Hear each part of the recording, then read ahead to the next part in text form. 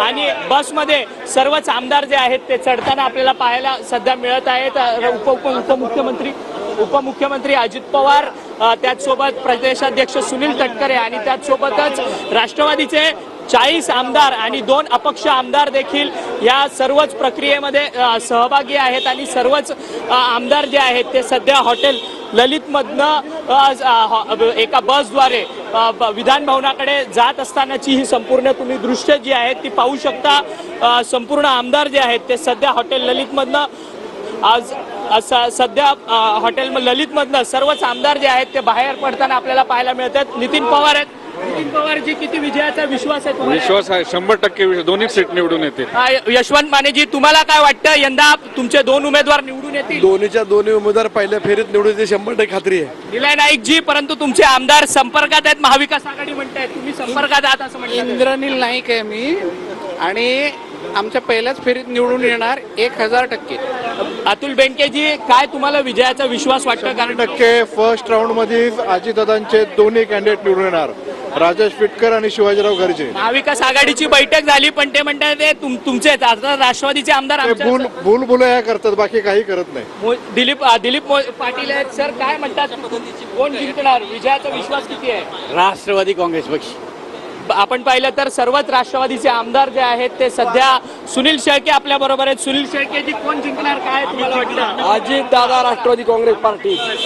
अजित पवार यांची राष्ट्रवादी काँग्रेस पक्ष जो आहे तो जिंकणार असा विश्वास जो आहे तो सर्वच आमदारांकडनं व्यक्त होताना आपल्याला पाहायला मिळतोय। आणि आपण पाहू शकतो की सर्वच आमदार जे आहेत ते आता सध्या हॉटेल ललित ह्या अंधेरी मधल्या हॉटेल ललित इथून आता सध्या विधान भवनाकडे प्रस्थान होणार आहेत आणि हे सर्वच आमदार आता विधिमंडळात जाऊन त्या सगळ्यांची एक बैठक होणार आणि त्या बैठकीनंतर हे सर्वच आमदार जे आहेत त्यांचे पक्षाचे अध्यक्ष असलेले उपमुख्यमंत्री अजित पवार यांच्या सोबत मतदान प्रक्रियेमध्ये समाविष्ट होणार आहेत। आणि आपण पाहू शकतो की राष्ट्रवादी काँग्रेस पक्ष यांची आमदारांची सगळी एकजूट जी आहे ती सध्या आपल्याला हॉटेल ललितमधनं बाहेर पडताना सध्या आपल्याला पाहायला मिळते।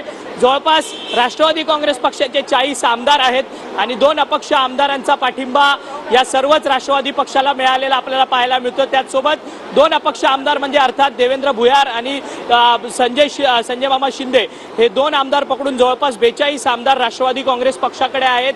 तरी देखील 23 मतांचा कोटा एक विधान परिषदेच्या निवडणुकी करताय, त्यामुळे 23 अधिक 23 असे मिळून 46 मतं जी आहेत ती संपूर्ण या निवडणुकी करता लागणारे राष्ट्रवादी काँग्रेस पक्षाकडे हक्काची 42 अशी मतं आहेत। तरी देखील त्यांना जवळपास किमान 4 ते 6 मतांची गरज जी आहे ती यामध्ये लागणार आहे आणि 4 ते 6 मतं जी आहेत ती राष्ट्रवादी काँग्रेस पक्षाकडनं तयार करण्यात आलेली आहेत असा विश्वास जो आहे तो सगळ्या राष्ट्रवादी काँग्रेस पक्षाकडनं करण्यात येतोय। आणि विजयाचा विश्वास आमच्या सोबत आहे असं देखील जे मत आहे ते राष्ट्रवादी काँग्रेस पक्षाचे अध्यक्ष अजित पवार आणि त्याचसोबत प्रदेशाध्यक्ष सुनील तटकरे यांनी आपल्याशी संवाद साधताना सांगितलं। सुनील तटकरे यांनी एक सूचक असं विक्ट्री साईन जे आहे, विजयाचा विक्ट्री साईन जो आहे तो आपल्याला दाखवलेला होता। अर्थात म्हणजे राष्ट्रवादी काँग्रेस पक्षाकडनं जी मतांची जुळवाजुळव करणं गरजेचं होतं, अर्थात जी अधिकची मतं राष्ट्रवादी काँग्रेस पक्षाला या विधान परिषदेच्या निवडणुकीमध्ये लागणार होती ती सर्वच मतं जी आहेत ती सध्या आता राष्ट्रवादी काँग्रेस पक्षाने जुळवली आहे का असा देखील प्रश्नचिन्ह निर्माण होतोय। आणि सर्वच आमदारांच्या चेहऱ्यावरती एक स्मित हास्य आहे। अर्थात महायुतीकडनं या विधान परिषदेच्या निवडणुकीची एक व्यवस्थित फिल्डिंग जी आहे ती करण्यात आली असल्याचं सध्या तरी आपल्याला पाहायला मिळत आहे। जर्नलिस्ट सिद्धेश नाईकसह अक्षय मंकाणी, TV9 मराठी, मुंबई। गाडी तिथे गेली तर त्याला पारला बोलूया। तरी 2 दृश्य आता आपण पाहताय द ललित हॉटेल मधून आता अजित पवार गटाचे आमदार जे आहेत ते बस मधून विधान भवनाकडे निघालेले आहेत, निघतायत। आणि दुसरीकडे आपण पाहताय महायुतीच्या भाजपच्या उमेदवार आहेत पंकजा मुंडे, त्यांनी मंदिरामध्ये जात देवदर्शन जे आहे ते घेतलेलं आहे आणि आता त्या सुद्धा विधान भवनाकडे जाण्यासाठी निघतील। महायुतीकडून एकूण 9 उमेदवार निवडणुकीच्या रिंगणामध्ये उतरवण्यात आलेले आहेत। भाजपकडून 5 उमेदवार आहेत। पहिलं नाव आहे ते म्हणजे पंकजा मुंडे यांचं, नंतर सदाभाऊ खोत, त्याच्यानंतर अमित गोरखे, परिणय फुके आणि योगेश टिळेकर।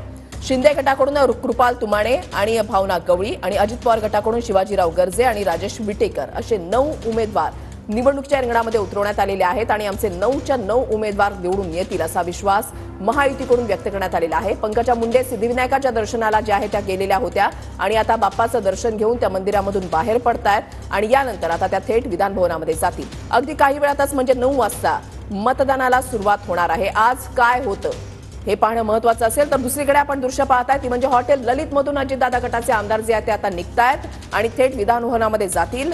2 दिवसापूर्वी सुद्धा अजित पवारांनी आपल्या आमदारांसह मंत्र्यांसह खासदारांसह सिद्धिविनायकाचं दर्शन जे आहे ते घेतलेलं होतं आणि एकूणच दर्शन घेऊन आपण निवडणुकांचे रणशिंग फुंकलेलं आहे असं वक्तव्य जे आहे ते त्यांच्याकडून करण्यात आलेलं होतं. विधान परिषद निवडणूक जी आहे ती अत्यंत महत्वाची आहे. लोकसभा निवडणुकीमध्ये ज्या चुका झाल्या त्या चुका आता आगामी निवडणुकांमध्ये होऊ नये यासाठी महायुती पुरेपूर काळजी घेतेय, खबरदारी घेतेय. त्या अनुषंगानं रणनीती आखणं जे आहे ते सुरू झालेलं आहे. विधान परिषदेच्या निवडणुकांचा परिणाम जो आहे तो साहजिकच विधानसभा निवडणुकांवर जो आहे तो पाहायला मिळणार आहे. त्याच्यामुळे ही निवडणूक अत्यंत महत्वाची आहे. अगदी बारकाईनं लक्ष जे आहे ते प्रत्येक नेत्याकडून ठेवलं जाते. मग ते अजित पवार असो, उद्धव ठाकरे असो, देवेंद्र फडणवीस असो, एकनाथ शिंदे असो, प्रत्येक नेता जो आहे तो आपल्या आमदारांवर लक्ष ठेवून आहे आणि कुठेही फाटाफूट होऊ नये याची पूर्ण खबरदारी प्रत्येक पक्षाकडून घेतली जाते.